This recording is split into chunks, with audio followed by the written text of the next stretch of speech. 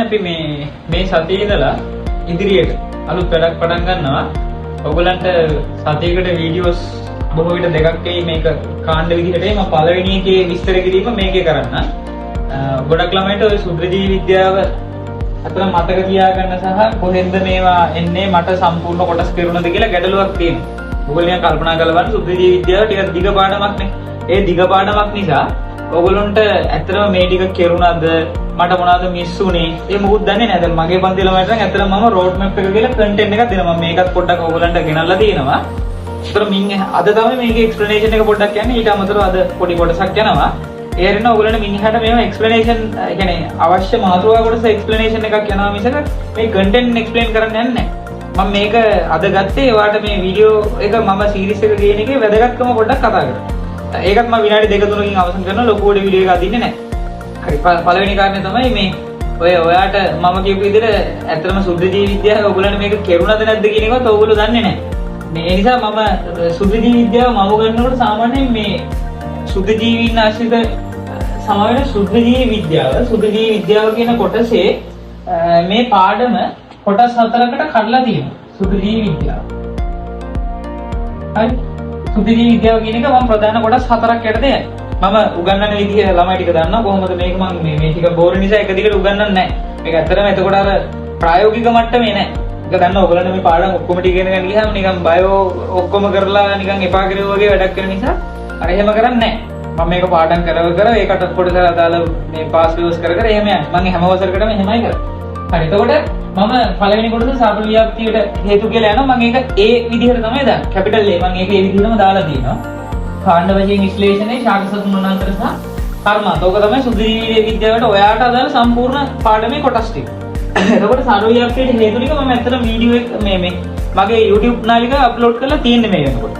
හරි ඒක මම ටිකක් කාලයකට කලින් කරේ මට මේ වීඩියෝ සීරීස් එක කරන්න යන්න ඕනේ නැහැ.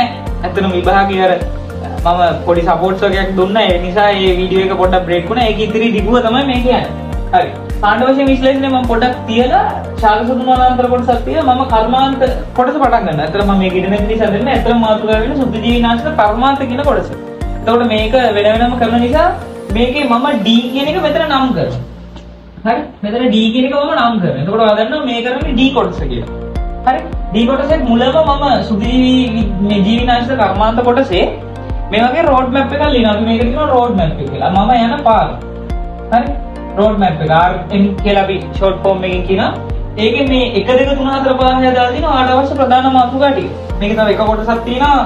ඒක මෙතන ඉඩ නැති නිසා සහ මෙතනට අර මේ මම කරන් යන වීඩියෝ සීරීස් එකට ලොකු අදාළත්වයක් නැති නිසා දාලා තියෙනවා. නැත්තම් මේ ඒ සෙට් එකම එන්න ඕනේ. කවුරු හරි මේක රිෆර් කරොත් මේකේ සියල්ල අන්තර්ගතයි. සියල්ලම අන්තර්ගතයි. මං කියන්නේ මේක හැම එකකටම වඩ තියෙන්න ඕනේ. හැම මාතෘකා කොටසකටම වගේ හැම පාඩමකටත් තියෙන්න ඕනේ. හරි. ඔය සර්වේකා වගේ පාඩම් වල මේ රෝඩ් මැප් එකේ තියෙන එක පට්ට වැදගත්. එක ගානක් කලර් මේ දුන්නාම මේක මොන වගේද කියන එක රෝඩ් මැප් එකෙන් මතක් වෙනවා. හරි. එතකොට මේක ඔයගොල්ලෝ කරලා බලන්න හුරු වුණාම නෙක්ස්ට් ලෙවල් එකට මුල හොයාගන්න එක අමාරුයි. ඒක නිසා තමයි ගුරුවරයෙක්ගේ පොඩි ගයිඩ්ලයින්ස් ටිකක් ඔයාලට ඕනේ. හරි.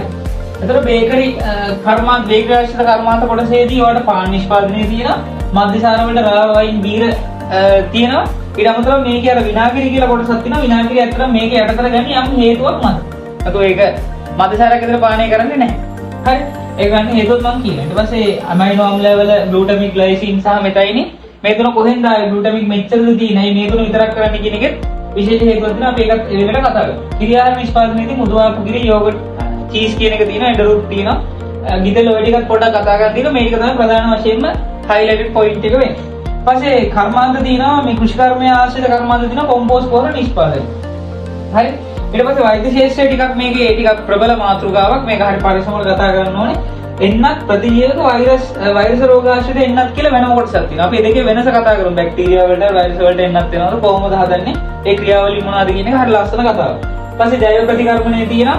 ওই ජෛව ප්‍රතිකර්මණය කියන මේ කොටසේදීම අපි කතා කරනවා මේ ජීවාණුහරණය ඊට පස්සේ මේ පැස්ටරීකරණය පාස්චරයිසේෂන් කියලා කියන්නේ ඒක ඒ සෙට් එකත් ඕකෙම කතා කරනවා. ඊට පස්සේ අපජලයේ පිරියම් කිරීම සහ ජීවායු කියන කොටස මෙතනදී අපි සාකච්ඡා කරනවා. මේක තමයි ඔයාගේ සුද්ධජීවි මේ ආශ්‍රිත කර්මාන්ත කොටසේ සම්පූර්ණ එක. අර මාතෘකාව ගැලලා දැම්මට පස්සේ. නැත්නම් පස්සේ මම මේක දාලා නැහැ කියලා. ඒතර ඒ ආශ්‍රිතව තමයි මේ සම්පූර්ණ එකම ඔයගොල්ලන් දිනවා. මේ කොටසට පමණක් අදාළයි. හැබැයි මේක ලොකු දෙයක් නෙමෙයි. මේක දැනගත්තාම මේ ටික ඔක්කොම කටපාඩම් කරන්න පුළුවන් ඔයාලට. හරි? මේක highlighted point එක විතරයි ඔලුවට එන්නේ. මම කියන්නේ මේ road map එක ඇති ඔයාලට මේ මුළු පාඩම ඔලුවට දාන්න. ඒ කියන්නේ මේක කරනකොට වෙනම කරන්න ඕනේ. හැබැයි අර ටික පටගාල ඔලුවට දාගන්න මේ යනවා මතක් වෙනවා පොඩි මේ ගයිඩ්ලයින්ස් ටිකක් එක්කලා මේ වැඩේදී මේ ගයිඩ්ලයින්ස් ටික තමයි මේ තියෙන්නේ. හරි? දැන් මට කියපු ගමන් මේ කොම්පෝස්ට් පොහොර කියනකොට මට මාතෘකාව ඇතුළේ ටික් ටික් ගාලා ඔලුවට එනවා. මේ සුදු ජීවීන් මේ කොම්පෝස්ට් පොහොර නිෂ්පාදනයේදී අවශ්‍ය තත්ත්ව ටිකක් තියෙනවා. හියුමස් මොනවාද? හියුමස් වල ප්‍රයෝජන මොනවාද? ඊට පස්සේ මේ කොම්පෝස්ට් පොහොර නිෂ්පාදනය ක්‍රියා මේ කරන විදි ටික මොනවද? මේකේ වැදගත්කම මොනවද? මෙන්න මේ පට ගාලා එනවා. ඉතින් ඔය හතර තමයි ඔයාලට මේක ඇත්තට මතක් වෙන්නේ. මේක මතක් වුණා නම් මේක තියෙන ටික මතක් වෙනවා. දැන් ඔය වායු නිෂ්පාදනය ගත්තොත් එහෙම අධිගාම්ලික පළතුරු ගන්න ඕනේ හේතුවක් තියෙනවා. ඊපස්සේ කෘති ඒ කෘතිමව කරගන්න වායුවකින් මගින් කරගන්න එකකුත් තියෙනවා. ඒකෙදි වෙන ප්‍රශ්නයක් මත නැවත සුදු ජීවි අතින්කතු කිරීමක් තියෙනවා. දැන් ඔය ටික විතරයි මේකේ තියෙන්නේ. ඊපස්සේ සුදු ජීවියක නම් මම කියන්නේ මේක පට්ට වැදලා මේ කොටස කිරීම හරි ලස්සනයි. ඒ නිසා මෙන්න මේ කොටස් ටික අනිවාර්යයෙන්ම දාගෙන වැඩේ කරන්නේ හරිය. මම කිව්වා අද මේ ටික පොඩ්ඩක් මම විනාඩි දෙක තුනක් කරගෙන පැහැදිලි කරලා අද පළවෙනි කොටස කරනවා කියලා. හරි. දැන් මේක ගැන ඔයාලට සම්පූර්ණ අවබෝධයක් තියෙනවා. අපි මේක කරලා තියෙන YouTube එකේ මේ දෙක ඉතුරුයි අපි මෙතනින් පටන් ගන්නවා. අද මෙතන පළවෙනි කොටස ඇවිත් පාන් තමයි සාකච්ඡා කරන්නේ. පාන් තමයි මේකේ ලේසිම එක. මේකේ වීඩියෝ එකේ මුල ටිකක් ඇදුන නිසා මම පාන් ලේසිම එක අද අරගෙන ඔයාලට පටගාලා මේ පැහැදිලි කිරීම කරලා දෙන්න තීරණය කරා. හරි. එහෙනම් අපි ටක් ගාලා ගිහින් බලමු පාන් නිෂ්පාදනය කොහොමද වෙන්නේ කියලා.